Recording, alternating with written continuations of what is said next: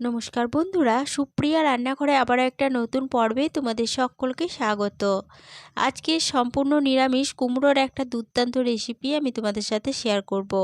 যে কোনো নিরামিষ দিনে গরম ভাত, রুটি, লুচি, পরোটার সাথে বানিয়ে এই রেসিপিটা খেতে পারো, খেতে দারুণ টেস্টি হয়। তাহলে চলো বন্ধুরা, দেখে নেওয়া যাক আজকের রেসিপি কিভাবে বানানো হয়।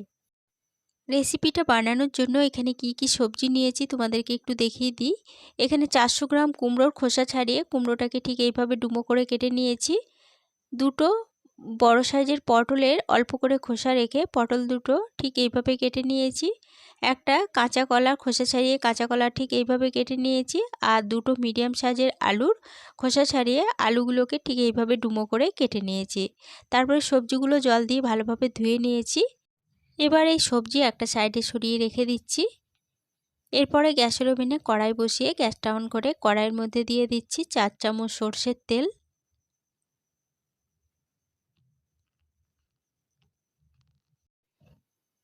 এবার তেলটা ভালোভাবে গরম হয়ে যাওয়ার পরে তেলের মধ্যে কেটে রাখা আলু ও পটলগুলো দিয়ে দেব। সমস্ত আলু পটলগুলো তেলের মধ্যে দিয়ে দিলাম। এবার মিডিয়াম ফ্লেমে আলু ও পটলগুলোকে একটু সময় ধরে নেড়েচেড়ে ভেজে নেব। মিডিয়াম ফ্লেমে আলু পটলগুলোকে 2-3 মিনিট মতো সময় ধরে নেড়েচেড়ে ভেজে নিলাম। আলু পটল বেশ লালচে করে ভাজা হয়ে গেছে। এবার এর মধ্যে দিয়ে দেব কেটে রাখা কাঁচা কলা ও কুমড়োগুলো। সমস্ত কাঁচা কলা দিয়ে দিলাম। এরপরে দিয়ে দিচ্ছি কেটে রাখা কুমড়ো। এবার মিডিয়াম ফ্লেমে আবারও একটু সময় ধরে এই সবজিগুলোকে নেড়েচেড়ে ভেজে নেব। এইগুলো ভাজা হতে থাক, সেই ফাঁকে আমি মশলাটা রেডি করে নেব। তার জন্য এখানে একটা বাটি নিয়েছি। এবার এই বাটির মধ্যে নিয়ে নিচ্ছি 2 চামচ গোটা জিরে। এরপরে দিয়ে দেব কয়েক টুকরো আদা। এরপরে দিয়ে দেব দুটো শুকনো লঙ্কা। এখানে শুকনো লঙ্কার ঝালটা তোমরা যেমন ঝাল খেতে চাও সেরকম অনুযায়ী কম বেশি করে নিতে পারো।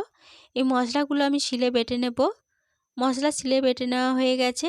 আর আমি এই মশলাগুলো শিলে বেটে নিলাম, তবে তোমরা চাইলে মিক্সিং জারের মধ্যেও বেটে নিতে পারো।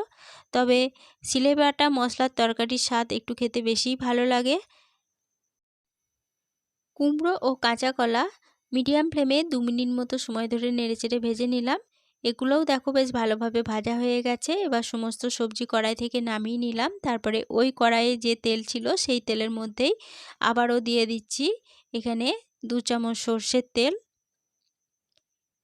তেলে ফোড়নের জন্য দিলাম সামান্য 5 ফোড়ন।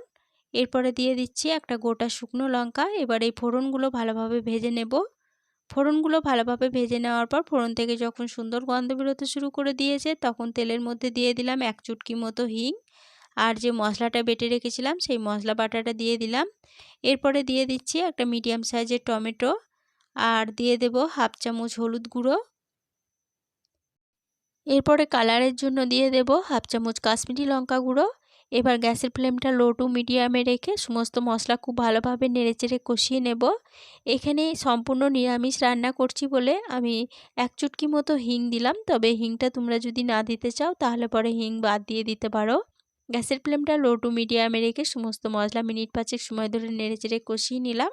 মশলা খুব ভালোভাবে কষানো হয়ে গেছে।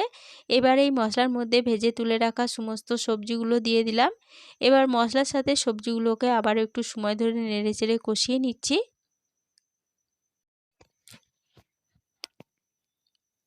মশলার সাথে সমস্ত সবজিগুলোকে 2 মিনিট মতো নেড়েচেড়ে কষিয়ে নিলাম। এরপরে দিয়ে দেব জল। এখানে আমি 1 কাপ পরিমাণ জল দিলাম। কুমড়োর তরকারিতে কিন্তু খুব বেশি জল দেওয়ার দরকার হয় না। এরপরে দিয়ে দেব স্বাদ মতো লবণ। এরপরে তরকারির মধ্যে দিয়ে দেব 1 চামচ চিনি।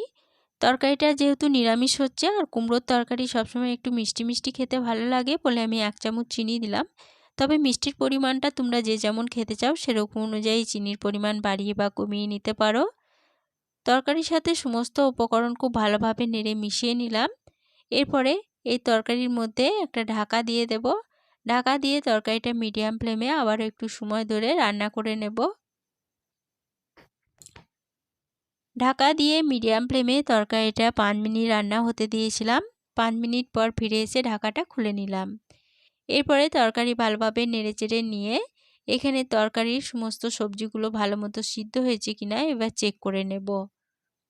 কুমড়োগুলো দেখো খুব ভালোভাবে সিদ্ধ হয়ে গেছে আর আলুগুলো ভালোভাবে সিদ্ধ হয়ে গেছে। এরপরে এই তরকারির মধ্যে দিয়ে দেব 2টো চেরা কাঁচা লঙ্কা।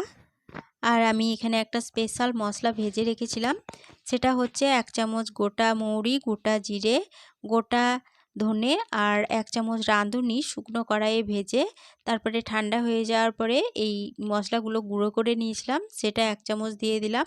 এবার এই গুঁড়ো মশলাটা তরকারির সাথে ভালোভাবে নেড়েচেড়ে মিশিয়ে নিয়ে গ্যাসের ফ্লেমটা বন্ধ করে দিয়ে তরকারিটা ঢাকা দিয়ে আরও 5 মিনিটের জন্য স্ট্যান্ডিং টাইমে রেখে দিয়েছিলাম। 5 মিনিট পর ফিরে এসে ঢাকা খুলে নিলাম। কুমড়োর তরকারি পরিবেশনের জন্য একদম রেডি হয়ে গেছে। আজকে রেসিপি প্রথম থেকে শেষ অবধি দেখার জন্য তোমাদেরকে অসংখ্য ধন্যবাদ। রেসিপিটা ভালো লেগে থাকলে প্লিজ লাইক, কমেন্ট ও সকলের সাথে শেয়ার করে দিতে ভুলো না। নতুন বন্ধু হয়ে থাকলে চ্যানেলটা সাবস্ক্রাইব করে পাশে থেকো। আজকের রেসিপিটা এই পর্যন্তই ছিল। ফিরে আসবো আবার নতুন কোনো রেসিপি নিয়ে।